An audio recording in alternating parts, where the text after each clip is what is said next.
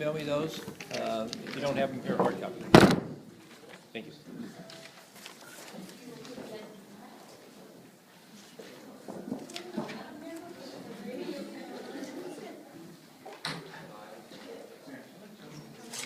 Okay. Everybody sign in? Everybody sign in tonight? You got a sign-in sheet if you haven't signed in. There we go. Did you want it or you only want it? Huh? Oh, no, this is fine. If you got a hard copy, that's fine. Thanks.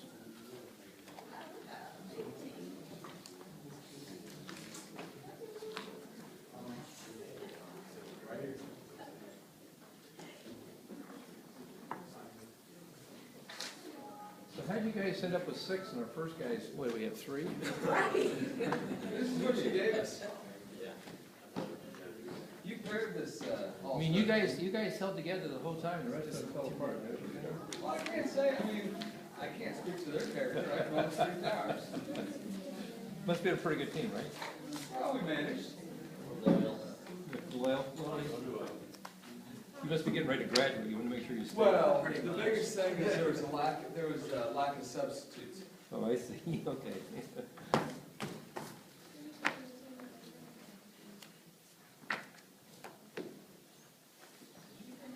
Okay, it's all yours. Whenever you guys want to start. Yes. Thanks. Yeah, thanks.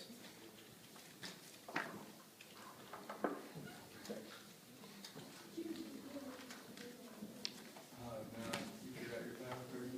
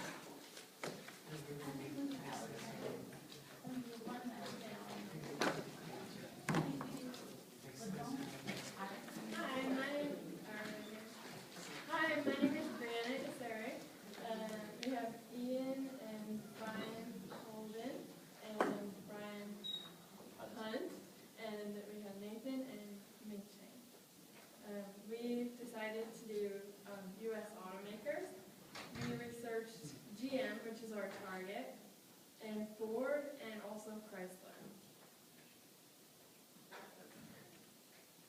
So why are there only 3 U.S. automakers? Well, there are capital barriers to entrance, meaning it's hard to come up with the capital to build the factories, and also it's more economical for companies outside of the U.S. to produce, especially considering the labor costs. Domestic and international economic factors heavily influence the sales of durable goods. As Brianna mentioned, our target was General Motors. General Motors was founded in 1908. They're headquartered in Detroit, Michigan, and they currently employ roughly 215,000 people. They operate 396 facilities across the world, and they hold the largest market share of the U.S. automotive industry at 18.7%. Chrysler, which was one of our comparables, founded in 1925. They're headquartered in Auburn Hills, Michigan, and they employ a much smaller amount, 71,000 employees across 3 countries and 66 facilities operating within those 3 countries. Their market share is smaller in comparison at just 11.3%. Ford Motor Company, who is the largest, or the most efficient, you'll find, of the 3, founded in 1903 by Henry Ford, headquartered as well in Detroit, Michigan, employs 166,000 folks worldwide in 79 facilities and holds a market share of 15.9% of the American auto industry. All right. Dividends, they're terrible. If you want dividends, don't buy these stocks. Chrysler doesn't even give out dividends anymore. Ford, this is the first year they've actually done dividends for about 6 years now, ever since the whole economic crisis. And GM is also still working on paying their debts before they can really give out any dividends. Okay, so we compared the auto revenues versus GDP, and comparing the industry revenues, GM and Ford are very similar. Those are the top two on the left. And then Chrysler seems to be falling quite behind. From 2010 to 2012, the revenues of all three companies were increasing along with the GDP. It's clear that the automobile industry follows the GDP. So for accounting adjustments, before the analysis, we would want to adjust inventory methods, which would be helpful for coming up with a line measurement of cost of goods sold and other expenses. Since the industries are so closely related, we would also need to adjust for any differences in asset valuation of the similar assets. Another adjustment related to asset valuation and also to expenses would be to adjust for differences in depreciation methods, like you guys said, like FIFO, LIFO, that kind of thing.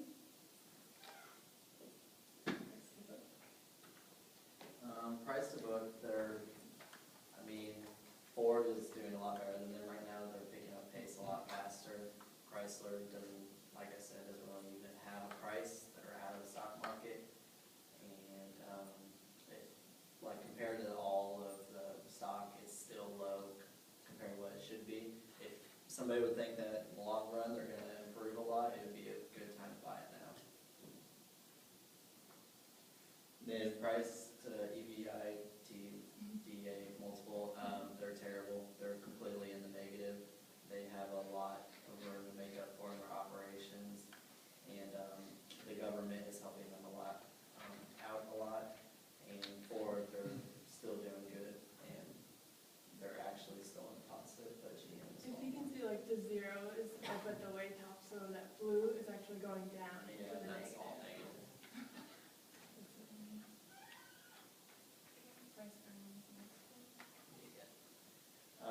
They've been kind of following the trend. Last year they've actually picked it up. Only reason it's so low is just because Chrysler, or the average is lower, is because Chrysler doesn't have anything, but Ford is still doing a little bit better than GM. But they're still kind of following the trend. But it's still not near as good as they used to be, and they're still kind of suffering right now. We felt like the quick ratio was probably one of the more important of the liquidity ratios, mostly because we felt like it's tougher for companies in the car industry to turn inventory into cash. So we felt like this was a better way to manage or to measure a firm's ability to meet its short-term obligations minus its inventory. And GM's definitely doing a lot better than Ford and Chrysler, and better than the average as well. So they're obviously in a better position to meet their short-term debt obligations. And return on assets, we thought that this was a really important profitability ratio to look at. And again, GM is doing really better than the average, and better than the other companies except for in 2011. Ford had a really good year. But it shows that they're relatively profitable relative to their assets, more than the other companies that we analyzed. Thanks, Nathan. Okay, I will talk about the leveraging and turnover parts. For the leverage part, we researched the total debit to equity ratio. The total debit to equity ratio means the measure of the company's financial leverage calculated by dividing its total liabilities by stockholders' equity. It indicates what proportion of equity and the debit the company is using to finance its assets. The average for total debit to equity ratio for three companies is 1.97, and the average for General Motors total debit to equity ratio of 0.44 was well below the average. One reason we think is occurred was because the extreme ratio belonging to Ford, which may have skewed the industrial average. Although it is true, General Motors' total debit to equity ratio remains below that of Ford and Chrysler in 2012. 2011 and 2012. This means that General Motors is not using debit as a means to increase growth as much as other similar companies in the industry. And for the turnover parts, we focus on the asset turnover ratio. And the definition for asset turnover means a firm's efficiency at using its assets in generating sales or revenue. And for the ratios, the higher the number, the better. So we can clearly see from this chart, Jiang was not quite efficient as Chrysler during the 3 years we researched, but fell just below the average we calculate. In 2002, General Motors had an asset turnover of 1.03, while the average was about 1.05. In addition, General Motors presents a stability in asset turnover in the past three years.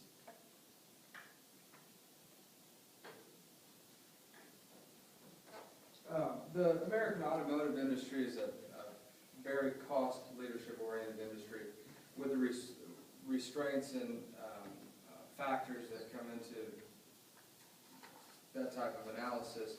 It's really the only way to stay competitive. You've got the Porter's Five Forces, the new entries. You don't have to worry about that on a domestic level. On a foreign level, you do have to worry about continued entrance into the domestic auto, the United States auto industry.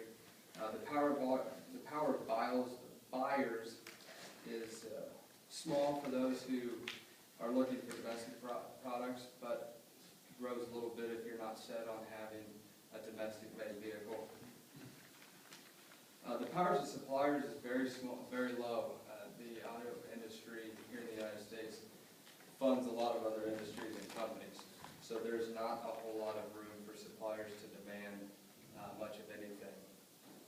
And the substitutions, of course, is very high because of the influence of the foreign auto companies coming into the United States and practicing their or providing their vehicles at a much lower cost of production.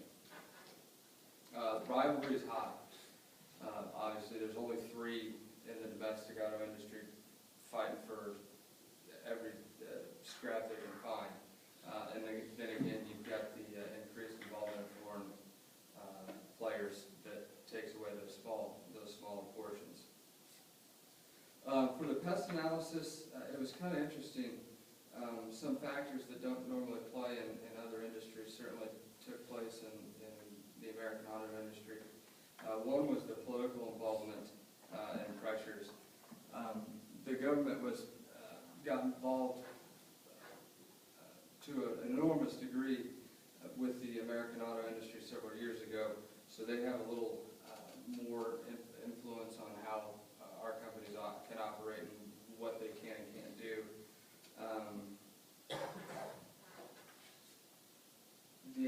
The economic influences go kind of hand in hand with why the government got involved financially.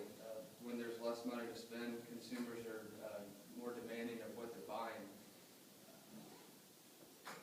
Throw in the competition with foreign suppliers of vehicles, they're able to do it cheaper. Back to the bailout for the social factors, people are a little more hesitant to provide a lot of leeway with the American automobile industry because they're using taxpayer or had to use taxpayer dollars to operate their businesses and keep from closing. That combined with going green, people wanting more efficient cars that burn less fuel, those are all playing into some of the factors that the auto industry is facing. Technologically, the game has changed for buying cars. It used to be you would go see a dealer, find out information from dealer to dealer, brand to brand, and do your comparisons. Buyers are walking in with more information. They're between consumer reports, the consumers are more knowledgeable about what they're doing.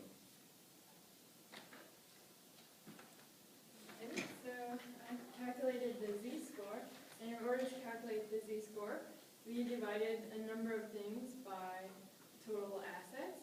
So we divided working capital, retained earnings, EBIT, and sales, each by total assets. You can see over there. And then we multiplied it by the predetermined factor, which is already predetermined. And then we summed the multiplication of those two, and then we got a z-score. So we got one for GM, Ford, and Chrysler.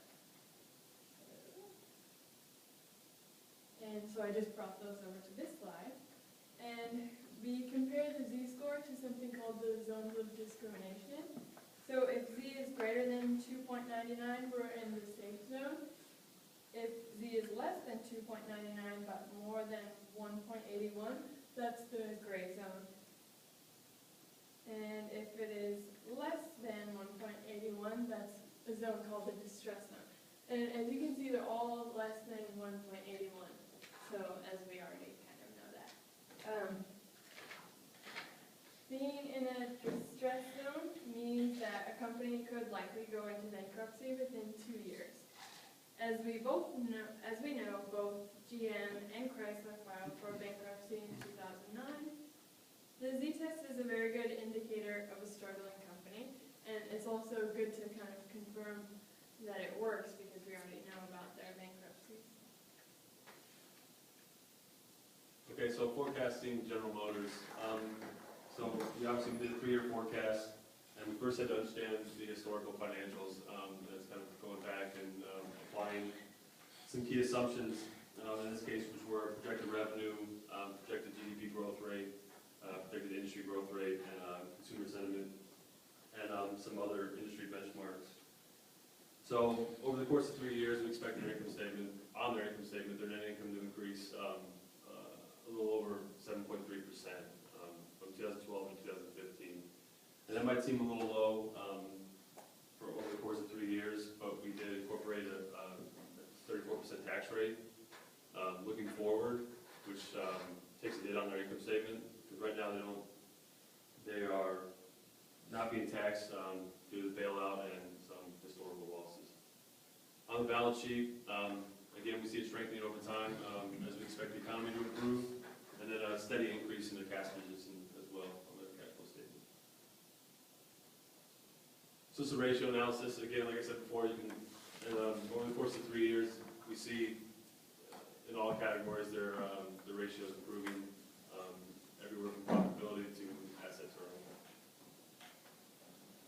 Now there's z-score analysis. It did the same calculations, except using the projected statements. And so they improve over the course of 3 years, not by much, but they do improve. Again, an outlook of an improving industry. So we did some forecasting, and this is kind of confusing, so I might have to read some stuff. So we used the prior growth rates to forecast the sales and the costs and earnings. From earnings from EBIT, we removed taxes, capital expenditures, and the change in net working capital, which you can see right there. We discounted the future cash flows by a weighted average cost of capital by 9%, which you'll see on the next slide. So you got it from here. 9%. Now we're going to do the weighted average cost of capital. The 70% weight of equity was multiplied by 10.5%, which is the sum of the cost using the Treasury risk-free rate of return. And we use market risk premium of 7.1, which is just a normalized one, and beta of 1.22. The weight of debt was multiplied by 5.7, which is the cost of the debt in our books after our taxes. 9% was using calculated present value on the previous slide. So I'm not going to tell you how we do everything anymore. So we get towards the end, and our negative value of 127,383, which is in red, you see enterprise value, this means that our obligations are not likely to be fulfilled in the near future, and if you were to invest in or acquire this company, you'd be losing your money on the investment because of the high debts and low cash flows, which a negative enterprise value is like they owe a lot of money. So like if you bought the company, you'd be paying off their debts first before you make anything. We've ordered the performance of the players in the American auto industry, with Ford being first, General Motors second, and Chrysler Motors third. If you'll go to the next slide, sir. Quantitatively, we did this based on the Z-score because there are not really any positive numbers for us to go on. So using the Z-score, we determined that Ford was the least likely of the three to go bankrupt. And we used some qualitative data or information to further our expectations of performance.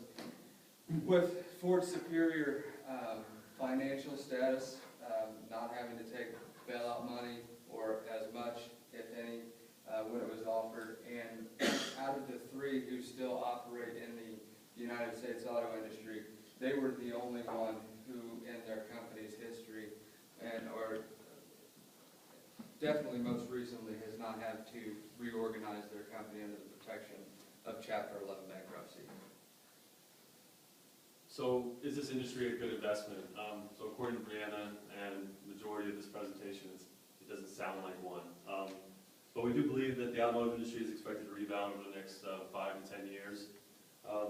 So global car ownership is expected to rise 17% over the next 5 years. And a recent survey from the Conference Board shows that a record number of people, 13%, are expected to buy a car within the next year. That's triple the amount from a year ago and the highest in over a decade. And so they are highly leveraged, and there is a lot of debt involved here, but there's a lot of money also being made in distressed debt.